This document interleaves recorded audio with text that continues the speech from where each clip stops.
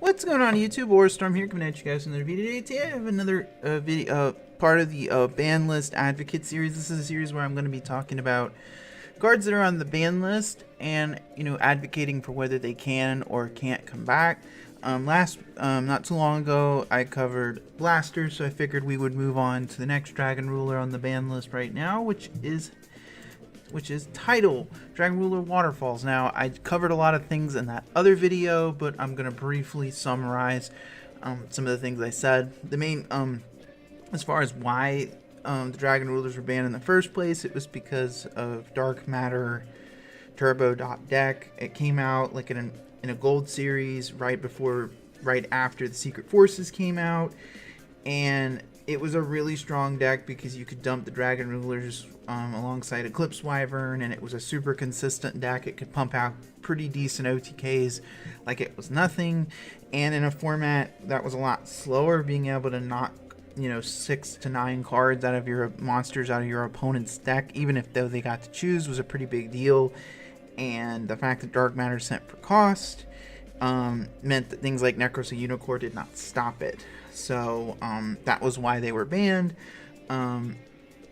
And the other thing I talked about is all the Dragon Rulers have very similar effects. Tidal's effect is very similar to all the other three. You can banish up to 2 waters or dragons from your hand or grave to special summon it. If from your hand or graveyard. If it sits on the board, it will bounce to your hand during your opponent's end phase.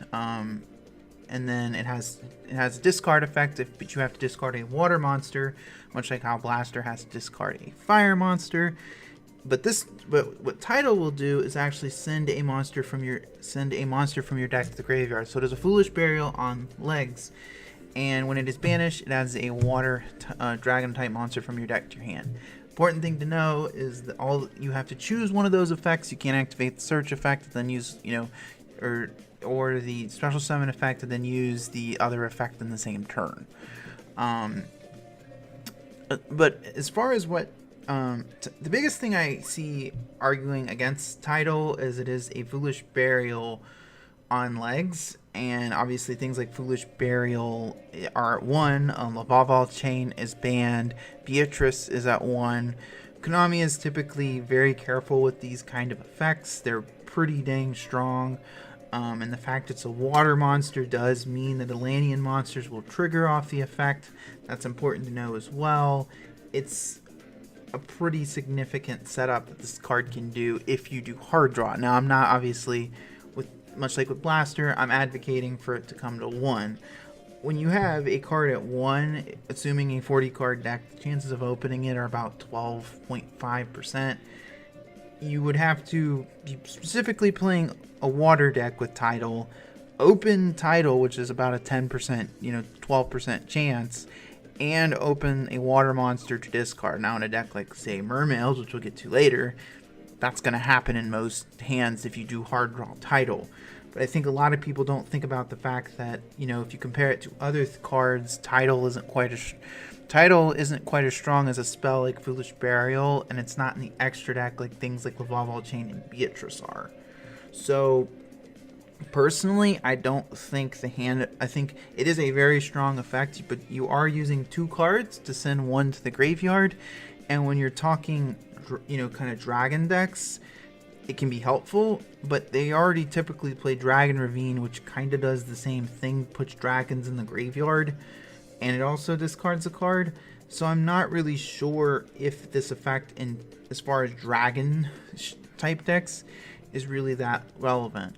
It also is a level 7, which means, much like with Blaster and Tempest, which is already legal, it's mostly going to be used as an extender that's something you can dump off of Dragon Ravine. Now, as far as what you would even play Tidal in, Mermails do come to mind.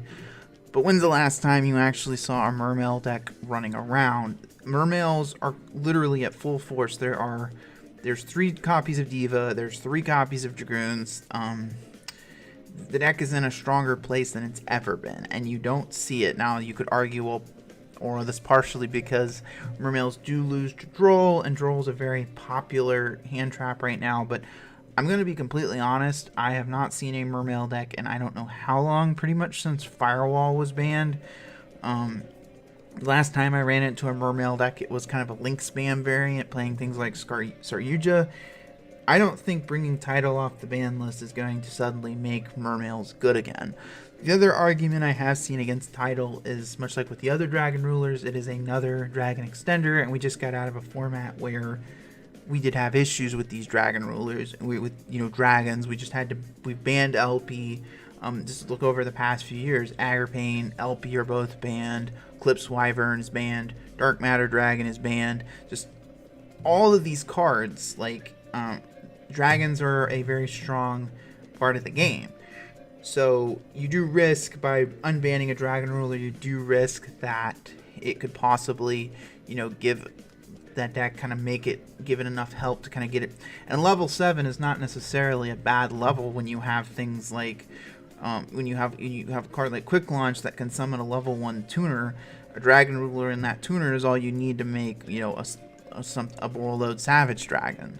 So, but what I have constantly been asking myself is, we already have Tempest in the game, and it hasn't really had a huge impact.